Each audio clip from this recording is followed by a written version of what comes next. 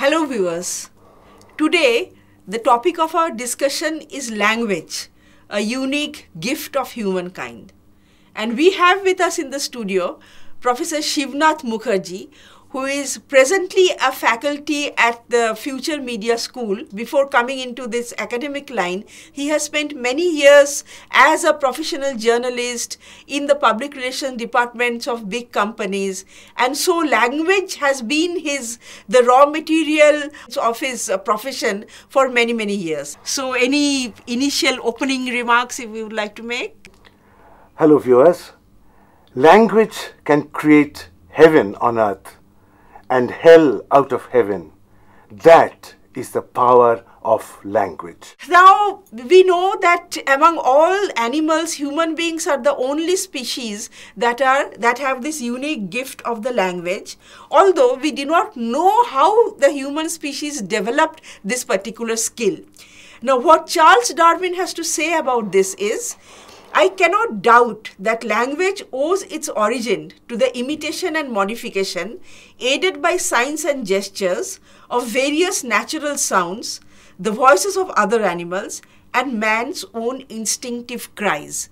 So these are some of the things from which a proper language has developed. But how exactly that has developed and why it has developed only in the human species, there are no answers to that as yet. Be that as it may, so it is this language that separates the human species from all our closest relatives like the gorilla and the chimpanzee. And any human habitation anywhere in the world, be it Africa, be it Timbuktu, be it Greenland, be it Papua New Guinea, any human habitation develops a language.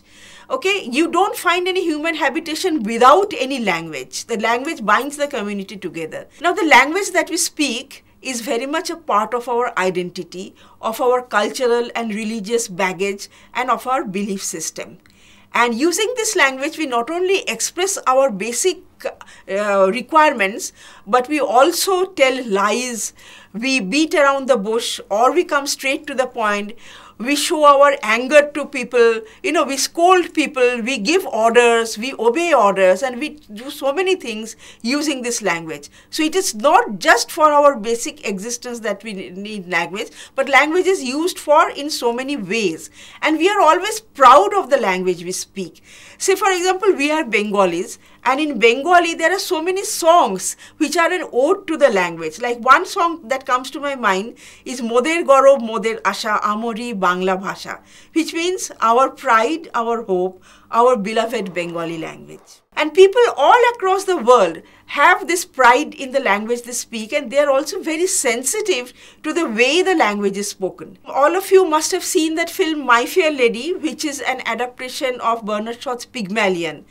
So in My Fair Lady, you would encounter Eliza Doolittle, who was a flower seller. She was an uneducated girl living with a very humble background, and she was a flower seller. So one day Professor Higgins happened to overhear the way she was speaking and selling flowers, and Professor Higgins's reaction was, "Ow!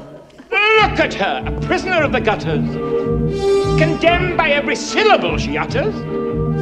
By right she should be taken out and hung for the cold-blooded murder of the English tongue." That's the kind of importance of language in our culture, in our existence. Now, I would like to show you a video. This video shows that how a particular word called fubbing was invented, and the word fubbing means ignoring a person in front of you in favor of the smartphone. Ignoring the person in front of you in favor of your smartphone. Just about everyone does it. But if this behavior has become such a big issue, why weren't we talking about it? Well, probably because there wasn't a word for it. Until now. I don't know if you know what fubbing is. Fubbing is fubbing, a term you may not have heard of. Fubbing. Almost varying degrees of fubbing. You've just been fubbed. Like fubbing, the word phishing is again a new invention. It's about a fraudulent practice of sending fraud emails. Paparazzi is also a comparatively new word in the English language, which means a freelance photographer who pursues celebrities. Interestingly, there is a history to this word paparazzi. Federico Fellini's film La Dolce Vita has a character called Paparazzo, who is a press photographer. And the word paparazzi has come from that word, the name paparazzo. So these are interesting ways in which new words are born and the language continues to evolve. And as new words are born, many words are also lost and forgotten. They go out of circulation. Okay, so there is one word museum which I stumble upon on the internet. So I will read out 2 examples from there. Snout fair means a person with a handsome countenance. Similarly, lunting means walking while smoking a pipe. Now the press, the media, has a very important role to play in the language we speak and think in. Because every morning the newspaper comes out, thousands of people take the newspaper, they read the news. Everybody is getting exposed to the same language. It is entering their minds, and day after day they are getting exposed to the same style of writing, to the same words. And so media plays a very important role in shaping the language of a community, the lingua franca of a community.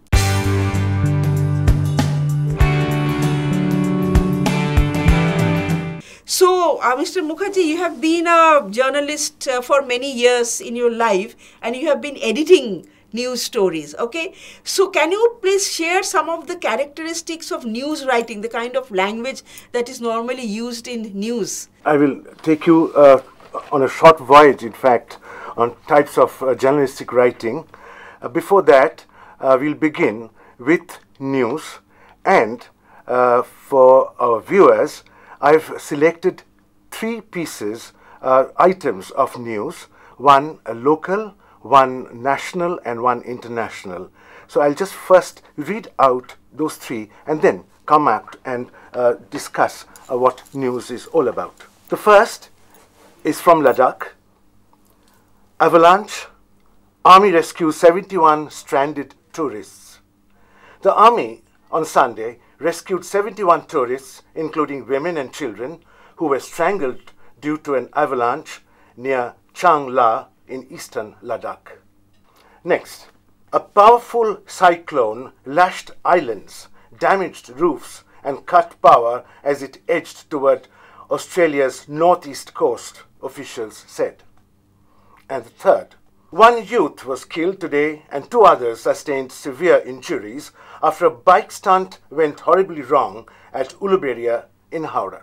A news is something to be said in a very straight, very simple manner, expressed that is, and the point is not to make your reader run towards the dictionary the first thing in the morning. So, simple words, simple sentences, shorter the better. Write news on a particular format, and that is inverted pyramid. The inverted pyramid means that the broader part of the pyramid is the most important.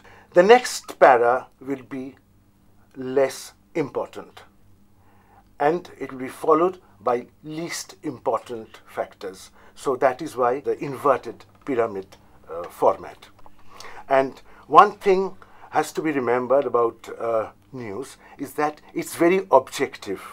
There is no scope of creativity, and it has to be written factual, on a factual basis. That is very, very simple, straight, objective, and nothing to do with creativity, nothing to do with imagination or innovation. Right. Okay, but then the news story, the body of the news, definitely, as you say, the language has to be simple and straightforward and to the point and objective. But what about the news headline? Now, I have recently encountered some interesting headlines which I would like to share with you. So here is, say, one headline, even though it's not a newspaper, but this is a headline of a news feature in a magazine. The pulse in a paradox of plenty. Now, I found it interesting because of the 3 P's, pulse in a paradox of plenty. You know, there is an alliteration. So many headlines have this sort of alliteration. Now, another headline is here, broomstick broke, up got a poke. So this is a rhyme. So the headline is written as a rhyme. And yet another headline in this magazine is, in the mood for a Desi Robin Hood. Now, in the mood for a Desi Robin Hood, I find it particularly interesting because of its intertextuality. Why? Now, because it has referred to a very famous film, In the Mood for Love. Okay, so it's a take on that, In the Mood for a Desi Robin Hood. And also, this Robin Hood, again, the Robin Hood is a famous literature. He used to do good to the poor people, take money from the rich and give it away to the poor people. So Modi is doing something like that. So again, there are two intertextualities in this short headline. One is In the Mood for and Robin Hood. So they are referring to one to a famous film and one to a famous work of literature. And also this Desi Robin Hood. So it's a mixed language. It's not a pure English. An Indian word has got into it, which normally you don't find in the body of the newspaper report. So what do you have to say about these headlines? Exactly, I quite agree with you, and there are a lot of scope on headlines. Importance of headlines is that it should attract attention. Headlines are to attract attention, and we have to think of an interesting headline. And you were talking about Modi ji, and I remember one banner headline that came up a long time back. That was when Modi ji was not the Prime Minister. He was taking up the campaign of the BJP, and a particular newspaper came out with a banner headline saying, BJP modified. But that was so interesting because, as you would know, we don't need some explanation, but you know, the modified and modified, you know, those whole thing, that was a play on that word. Now, apart from news, a newspaper had so many other kinds of texts like these features and other opinion pieces and so on. So, will you please discuss how the writing for feature is different from news? Yes, and this is one of the most very interesting topic. The feature is one of the most interesting topics of a newspaper, because you see, unlike the news, the feature has a lot of freedom. In fact, to my mind, it comes most nearest to literature compared to the other journalistic writings, most nearest to that. Because, number one, the language has to be very, very colorful, because the whole thing about feature is entertainment. So it should be entertaining. That means to excite the readers, to create that curiosity and play of emotions, because the feature comes out from the heart. So unlike other, I will come to that, things coming from the head, this comes from the heart. So that is where you can do a lot of things. For instance, as I said, there's a structure of in a news story. There is no such structure in features. Okay, no such standard structure. Nothing. You're free. So the writer can experiment with structure. You can start a feature with a poem, a quotation, anything you like, and you can end it abruptly. So, so that is very interesting about feature. Okay. And another thing is, feature will start where the news ends. Yeah. The news is about very objectively saying what has happened, that's all. But we want to know the background story. What happened? The man who has died, what about his family? What about his children?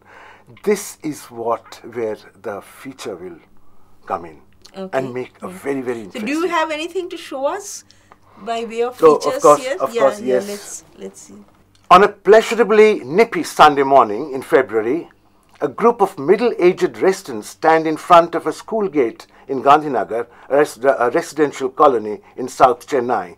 The leader, a chartered accountant by profession, brings out a yellowed book studded with photos and explains, quote, 4 decades ago, this school auditorium used to host the cultural events of this area every weekend, and goes on to list the celebrity actors who had performed there. 3 Sundays earlier, Another group of curious Chennaites had ambled along Luss Church Road in Mylapore, listening with rapt attention at a marketing professional turned entrepreneur strung together the names of legal luminaries who used to stay in the area by a singular coincidence, as if united by a common purpose. All of them had helped writing the nation's constitution. Quote, though he never lived here, even Ambedkar used to stay at a friend's place close by during his visits to Madras, he recalled. Basically, it's quite visual. What I see, you can almost visualize the thing. Yes. That is it. Yeah. That is it. And since you don't have a structure, you are free to write in any way. I mean, I can bring out other topics. For instance, even topics. Rags to riches stories. A beggar turning into a millionaire. And you have all the freedom to write about whatever his thoughts, his dreams. So that is how it goes. Okay. So features are there in a newspaper or even in a magazine. The other thing that is regular in a daily newspaper is editorial. So what should be the language of an editorial, and what does a reader expect in an editorial? Why is it important in a newspaper? You see, it is the face of the newspaper. It is the newspaper that is speaking to its readers. And that is why you will mark that there are no names, that no names come up in an editorial.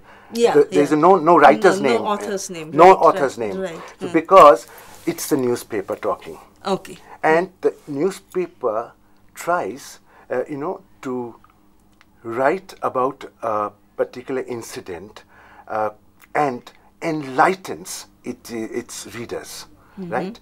So that he gets it on a platter in front. Background news, the latest news, the particular news that has happened, the hard news, and he gives an opinion. The point is, he wants his readers also to first of all think in terms of what the newspaper is thinking, bringing them to my point of thinking, the editor's point of thinking, the newspaper's point of thinking. So it should be, the style should be literally, and two things are very important about editorials. One is balance. You cannot be partial. You cannot be partial to any group, any religion, anyone. It has to be very, very balanced, and it should be enlightening. So, what are some of the editorials? You don't have to read out, maybe. I'll just again give you. This is on positive legislation. Mental health care bill provides template for sensitive, choice-based approach to treatment.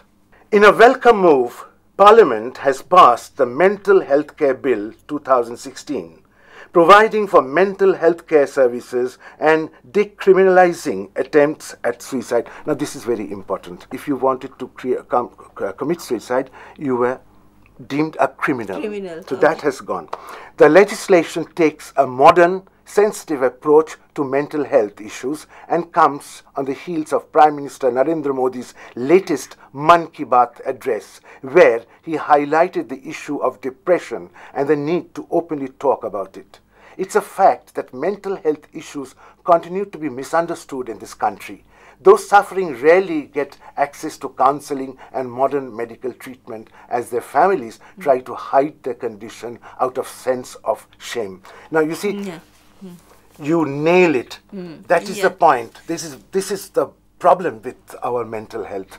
So everyone wants to put it under the carpet. So these are the things that he points out and he will bring out through the. So the relevance of this new bill or this thing that is being passed about mental health, that is brought out. Yes, here. And here this editorial actually supports. Supports, which needs to be supported. Yes. Definitely, this is a very definitely a right. So the editorial takes a stand. Takes a stand. Yeah.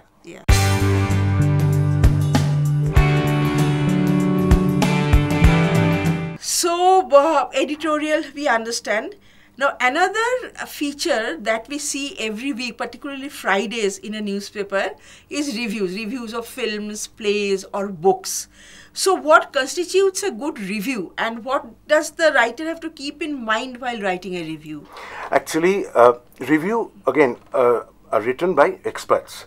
You see, what they do is they have the readers in mind, and they try to help the reader decide whether they are going to read this book, see this film, go to this play, etc., etc. So the two things that are very important are that either on the one hand they describe and explain that particular book, play, or film, and on the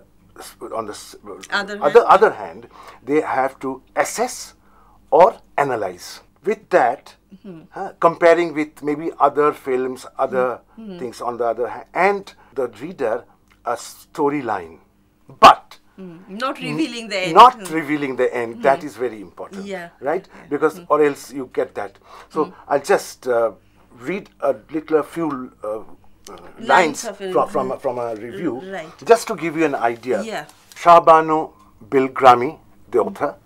Those Children, the book, HarperCollins, so many pages, price, etc. are given. So this is a standard. Right. So she starts, the diasporic South Asian novel being done to death, we seem to be witnessing the coming of age of the return of the native genre, a sort of reversal from leaving home to coming back home. Recent years have shown a clutch of novels from Pakistan about members of the non-resident Pakistani community returning home and finding an irrevocably changed world. The whole thing, the point was what it is about in one line. This is about coming back. So, and helping the reader to choose whether he likes it or he or she likes it or not. Now, I remember, as long as Khushwant Singh was alive, I never missed his column with malice towards one and all. Okay, so that he wrote it in his own signature style. All right, and similarly, there are other people, so which are written in a very personal style. So you tell us about now these columns and the importance of these, why these columns are a part of the newspaper. What do they do to the newspaper? How does the reader relate to these columns? Actually, Khushwant Singh has been a favorite of mine, and he wrote, we have something called a column name. So, Malice Towards One and All was one, and there are other column he wrote. So, these are they have a column name. Column is about a column name, and then the writer, and they have a photograph or a logo or something which distinguishes the column from any other type of language, other type of writings. Right? So, now, a column expresses the personal opinion of the author, and that author has his own style of writing it. It can be humor, it can be satire, but he has his own way of expressing, which the readers love. And they wait, even I wait for some columnists to read that column. That is one of the most important things about columns. One, it's a personal. One thing even I tell my students to remember is, one, it's a personal view, opinion of the columnist. Personal, not a scholarly view, not an expert view, but a personal view. Right? Yeah. And it should have its own style. Yeah. And how you put it. Very distinctive style. Yes. I'll just give you 2 or 3 lines of a very favorite columnist of mine, who is Jug Suraya. He says, human racism. NRIs in the US are facing what Northeasterners and Africans have long faced here.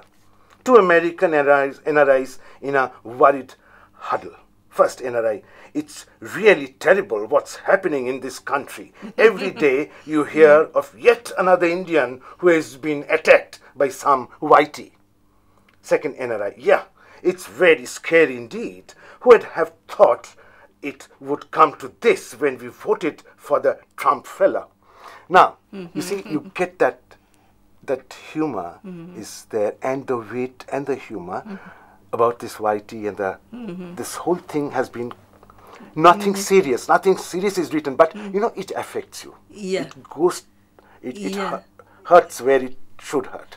Yeah. So what do these columns do to the sale of a newspaper in terms of commerce? How are these columns important? You see, as I said, I wait for a particular columnist. So you see, these people gather readership. This does the reader, which means if we bring one columnist to your paper, your readership is going to go up. Because this man now writes here. So that is how, commercially, if you think that. So there are quite a few columnists like that who are much sought after. And yes, very much. But then one thing I would like to just share with you, that of course the columnist has to have his personal style. But if the style is as obscure as, say, James Joyce, you know, stream of consciousness, the way he wrote Ulysses or Finnegan's Wake, I think that is not going to go down well in a newspaper. Stream of consciousness, no, I'm sorry, you know, it has to be very earthy, it has to be very, you know, street smart. Now, apart from these columns, we also have several other things in a newspaper. For example, we have letters to the editor. That is also every day. 2 or 3 letters are there, letters to the editor, which are written by the reader, not by any professional journalist. See, this makes it so special, so special, because the readers, it's a reader's opinion, mind you, right? So the reader writes to the editor, that's the newspaper, about, and here he expresses his opinion, his grievances, his point of view. If he doesn't like something in your paper, he says that. If there is something wrong with your, something which is an error has come, that also he points out. Yeah. So that is again. So this is basically feedback. Another regular column, regular kind of feature you find particularly in the Sunday newspapers, which is interview-based features. Interview are very important because, you see, basically we have 3 kinds of interviews. One is the personality interview as a person. One is a symposium or the group interview. And one is a news interview. You interview officials to write a news. You have to prepare. Do you have some to research. homework. Yes, because, you know, you have to. Because if you don't know what that person is thinking, writing, whatever, then it's meaningless. So it's research, and a particular, you have to have a course, so you have a questionnaire. So these are very basic. So just for that, and you get the person's opinion. That is what you're interested in. And just 1 or 2 lines I can. Zafarab Jilani is a convener of the Babri Masjid Action Committee. So he has been interviewed. So the question is, why are you opposed to the Chief Justice of India's proposal for an out-of-court settlement? This is an observation made by the Supreme Court. This was made following the statements of Subramaniam Swamy. He is not a party in any of the cases, so the court told him to go and settle the matter outside the court. So he goes into the matter and he explains why, what, when, how, whatever. So, and you get to know his mind. And here I find that at least the way he has written it, he has come straight to the point. Without beating around the bush, he has come straight to the point. Okay, so we are all the time immersed in words, and there is no getting away from it. So with these thoughts, and thank you very much. And we are wordsmiths. You know, so we work with words, and we dream words, and we express words. Thank you very much. Thank you very much.